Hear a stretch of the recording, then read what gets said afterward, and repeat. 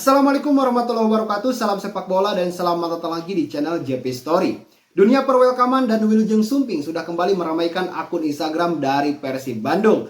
Akhirnya yang ditunggu-tunggu oleh para bobotoh tentang sosok pemain baru dari Persib Bandung untuk Liga 1 musim 2025-2026 satu demi satu sudah mulai diperkenalkan oleh manajemen Persib Bandung dengan cara yang sangat unik dan klasik. Sekilas mengingatkan kita kepada era sebelum adanya gadget atau sebelum adanya media elektronik. Segala informasi itu disampaikan melalui koran ataupun melalui radio. Dan Persib Bandung mengawali musim 2025-2026 diawali dengan sesuatu hal yang sangat begitu inovatif. Dan mudah-mudahan ya inovasi Persib Bandung ini menular kepada klub-klub di Liga 1 yang lainnya. Karena ini akan sangat berdampak positif ya untuk perkembangan pers di Indonesia khususnya di bidang sepak bola. Nah total sudah ada 8 pemain yang diumumkan oleh Persib Bandung, 3 pemain lokal dan 5 pemain asing. Untuk pemain asing 4 diantaranya itu dari negara Brazil dan 1 dari Argentina. Dan untuk pemain lokal yang paling terbaru adalah Dewangga, lalu juga adiknya Rezaldi Hanusa yaitu Hamra Hanusa dan Sadil Ramdhani yang pertama kali diumumkan oleh manajemen Persib Bandung ketika akan bergabung untuk Liga 1 musim 2025-2026. Namun sebelum saya bagikan statistiknya kepada kalian, khususnya untuk pemain asing yang direkrut oleh Persib Bandung, kita melihat bahwa Boyan Hodak di musim kemarin itu merupakan sosok pelatih yang gemar ya memasang pemain bukan hanya dalam satu posisi tapi bisa 2-3 posisi.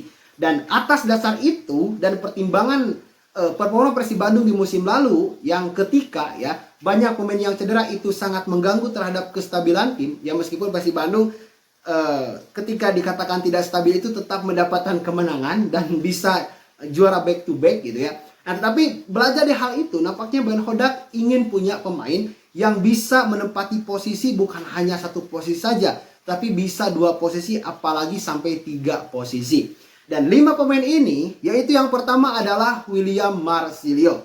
Tentunya kita sudah gak asing lagi tentang nama pemain ini. Karena William Marsilio itu sudah terlebih dahulu datang ke Indonesia bersama Arema FC. Dan gak kaleng-kaleng loh. Performa William Marsilio bersama Arema FC itu sangat begitu fantastis. Ya, meskipun bersama Arema tidak sampai dengan akhir musim, ya.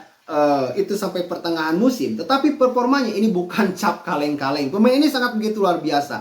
Ini akan sangat cocok sekali ya ketika diproyeksikan untuk menggantikan Ciro Alves. Dan menurut saya Ciro dan William ini itu punya satu gaya bermain yang sangat begitu khas ya, gaya permainan Brazil yang ngotot ya, yang pekerja keras. Dan sosoknya ini itu ada di William Marsilio. Meskipun ada isu yang memang agak sedikit miring ya, karena katanya gitu ya pemain ini agak sulit diatur, lalu juga ya bermasalah dengan attitude. Tetapi ya semua ini ya saya yakin lah ya pemain yang didatangkan oleh Persib Bandung di awal musim 2025-2026 ini itu sudah melalui proses yang sangat begitu panjang dan gak main-main gitu. Jadi ya urusan tersebut bisa mudah-mudahan bisa diatasi kalau misalnya benar terjadi. Bersama Arema FC, William Marsilio dari 19 pertandingan itu sudah mencetak 5 gol dan 6 assist. Dan ia tampil sudah sangat begitu banyak membantu tim ya. Dan ia sebenarnya bisa menempati posisi yang lumayan unik. Ia bisa ditempatkan di sayap kiri, ia bisa ditempatkan di posisi nomor 10 atau posisi attacking midfielder gitu ya. Jadi sangat berguna sekali jika memang ada pemain asing yang memang cedera ya di Liga 1 musim depan, maka Boyan Hodak punya banyak pilihan lah untuk menggantikan posisi-posisi yang ditinggalkan oleh pemain yang cedera. Itu untuk William Marsilio. Pemain asing yang kedua, yang ini pun sama dari Brazil, yaitu Julio Cesar. Nah, Kang Adit dalam sebuah podcast itu memberikan sebuah clue ya tentang pemain yang akan direkrutnya itu merupakan pemain legenda Brazil yang bernama Julio Cesar. Meskipun ini bukan Julio Cesar yang kita kenal atas ketangguhannya ya, mantan pemain Inter Milan, tetapi Julio Cesar yang ini tidak kalah keren lah gitu ya dari Julio Cesar yang memang namanya besar gitu. Nah, Julio Cesar yang ini itu berposisi di center back ya, dan ia sangat jelas sekali diproyeksikan untuk menggantikan posisinya dari Nick Kuipers. Dan kalau melihat statistiknya ketika ia membela tim dari Liga Malaysia ya, ia sudah tampil sangat begitu banyak sekali ya, tetapi ia pun bisa berkontribusi dalam urusan mencetak gol. Terakhir ia mencetak 2 gol ya di Liga Malaysia dan 1 assist. Nah, kemampuan ini sebenarnya sangat dibutuhkan oleh Persib Bandung. Mengingat juga Persib ini sering mencetak gol dari situasi bola mati ya. Seperti di musim kemarin ketika memang ada Gustavo Franca. Nah, yang memang sering memberikan kontribusi gol lewat sundulan-sundulan dari bola mati. Dan Julio Cesar pun ya dengan tinggi 189 cm, menurut saya pemain ini adalah pemain yang sangat begitu tangguh. Dan kalau misalnya kita melihat reels yang memang dibuat oleh Persib Bandung ketika memang mengumumkan Julio Cesar atau melihat rekam jejak digitalnya, memang pemain ini selain punya ketangguhan juga punya jiwa leadership yang sangat baik dan sangat dibutuhkan oleh Persib Bandung. Karena Persib ya kita kenal sendiri lah ya, bahwa tim Persib ini tim yang memang sering diuji dalam urusan mental.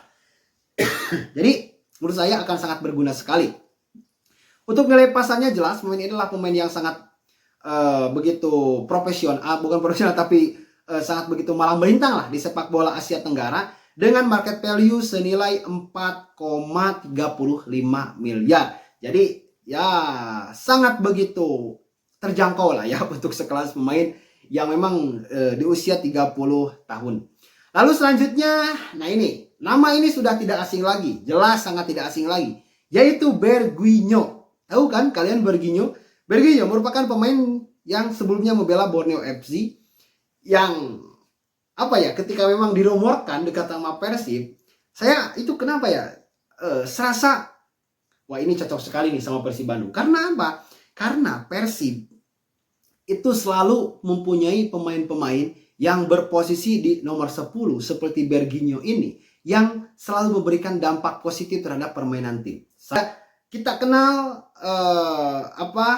Berguinho ini itu mudah-mudahan bisa menggantikan peran yang ditinggalkan oleh Teron Del Pino, yang bisa memberikan umpan-umpan penting ke lini depan dari lini tengah, dan juga bisa memberikan penetrasi ataupun bisa berakselerasi dan bisa membawa Persib Bandung bisa stabil di setiap laga ke laganya. Pemain selanjutnya yang diperkenalkan oleh manajemen Persib Bandung, nah ini berasal dari Argentina, yaitu Luciano atau Lucho. Pemain ini sebelumnya bermain bersama Perak FC di divisi pertama Liga Thailand. Dan gak main-main, kalau kita melihat statistiknya bersama Perak FC, di musim kemarin ia sudah bermain sebanyak 20 kali dan sudah mencetak 11 gol dan 2 assist. Jadi, dari statistik ini membuktikan bahwa pemain ini merupakan pemain yang sangat begitu penting bagi lini tengah bersama Perak FC di musim kemarin. Dan didatangkan kepada Persib Bandung, ia mampu menempati posisi sebagai defense midfielder, lalu central midfielder, dan bisa ditempatkan menjadi attacking midfielder. Nah ini yang saya katakan tadi, bahwa pemain-pemain yang didatangkan oleh Boyan Hodak semuanya mempunyai kemampuan bukan hanya dalam satu posisi, tetapi bisa 2-3 posisi. Lalu, dan pemain terakhir atau pemain kelima yang diperkenalkan oleh manajemen Persib Bandung, yaitu William Barros. William Barros merupakan pemain berasal dari Brazil dan usianya masih sangat cukup muda, yaitu 30 tahun. Meskipun bersama tim sebelumnya itu di Liga Kuwait ini gak muncul, tak kenapa secara statistiknya. Tetapi kalau melihat sekilas yang ditampilkan atau yang diperkenalkan oleh manajemen Persib Bandung, bahwa pemain ini merupakan pemain yang bisa terbilang dan mudah-mudahan bisa menggantikan peran David da Silva sebagai striker predator. Dan kalau melihat kemampuannya, pemain ini bisa di 3 posisi langsung. Itu bisa sebagai striker, bisa bermain sebagai pemain sayap kanan ataupun sayap kiri. Jadi, ketika memang striker utama ataupun pemain sayap itu mengalami gangguan ataupun cedera ataupun akumulasi kartu kuning sehingga tidak bisa bermain, maka akan banyak opsi untuk menggantikannya. Jadi kesimpulannya, yang direkrut oleh Boyan Hodak, khususnya yang baru 5 pemain ini ya, kita masih menunggu juga gitu ya pemain-pemain selanjutnya, karena Persib masih punya 3 jatah lagi untuk slot pemain asing, 1 dari Asia dan 2 dari luar Asia. Dan kelima pemain yang baru diperkenalkan itu merupakan pemain yang bisa bermain di multi posisi. Jadi akan sangat mudah sekali gitu ya untuk Boyan Hodak dalam menentukan taktik, menentukan strategi, ataupun ketika ada seorang pemain inti yang cedera, itu bisa digantikan dengan punya banyak pilihan karena memiliki pemain yang bisa bermain di multi posisi. Nah, itulah update transfer dari Persib Bandung dan tentunya akan saya update lagi jika memang ada pengumuman lanjutan lagi terkait pemain baru yang akan didatangkan oleh Persib Bandung. Karena Persib masih punya 3 jatah pemain asing lagi, 1 dari Asia dan 2 dari luar Asia. Yang tentunya sampai dengan video ini diupload, baru ada 5 pemain asing yang diumumkan dan 3 pemain lokal yang diumumkan. Dan tentunya jangan lupa like-nya jika Anda menyukai video ini, tekan tombol subscribe-nya jika Anda belum, dan share ke teman-teman kalian agar channel ini semakin luas dan semakin dikenal oleh banyak orang. Terima kasih, kita berjumpa lagi di konten selanjutnya. Salam sepak bola.